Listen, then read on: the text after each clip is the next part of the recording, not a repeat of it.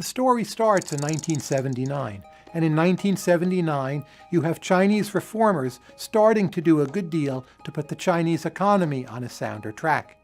At that time, Chinese per capita income was only a few $100s a year. Almost everyone was very poor. People would ride bicycles rather than driving cars, and even starvation was still a possibility. So China introduces more private property, more capitalistic incentives, it privatizes some of its agriculture, it allows more manufacturing, more exporting. Overall, China starts moving toward being a modern economy, a normal economy. And once these reforms are underway, China is growing at really an astonishing pace. For a lot of the last 35 years, China has been growing at around 10% a year. That's amazing. The American economy typically doesn't grow at much more than 2% a year. At 10% a year growth, that means that living standards double about every 7 years. So if you go back, you keep on visiting China, it's as if every 7 years, every 10 years, you get to see an entirely new country. For me personally, China is the most interesting country in the world to visit as an economist.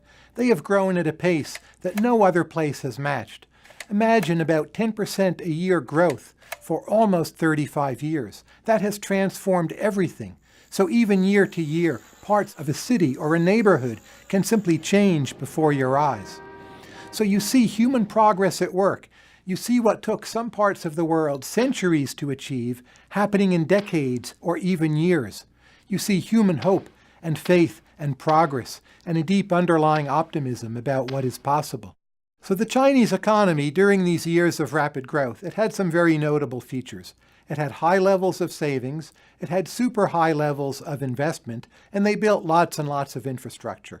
And those were all very positive. It's wonderful how good the infrastructure is in China. I would much rather ride on a Chinese high-speed rail train than take the Amtrak from Washington, D.C. to New York City. The Chinese train is quicker, nicer, and it's far more likely to be on time.